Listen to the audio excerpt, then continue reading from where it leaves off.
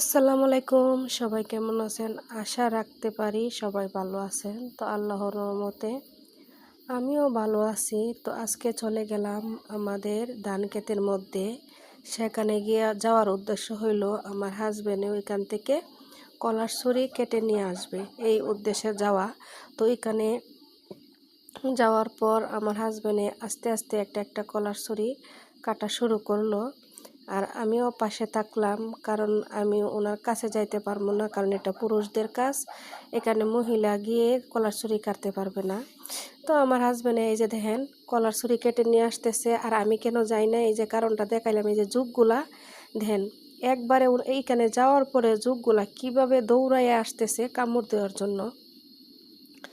মানে আমি জুকের বইয়ে আমি এক সাইডে কর্নারের সাইডে খাড়িয়ে লইছি। আমার হাজবেন্ডে আবার এই যে চলে গেল আরেকটা ছুরি কাটার জন্য। জানেন, কৃষি কাজ করা খুবই কষ্ট, এটা সবাই বুঝে না।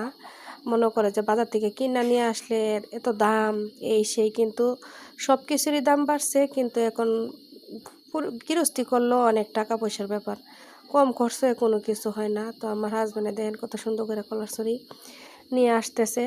তো নিয়ে আসার পরে এখানে সুন্দর করে লাগতেছে। এই যে কলার ছুরিগুলা কত সুন্দর করে কেটে নিয়ে আসতেছে। এই কলার ছুরি মনে করেন আমি একটা ছুরি নিলাম, আমার হাজবেন্ডে দুইটা ছুরি নিয়ে চলে যাইতেছে। তো মনে করেন যে আমার হাজবেন্ড আসতেছে, আমি এই দিক দিয়ে জুহে আমার কামড়টা দেখেন কি করছে, বাড়িতে এসে দেখি।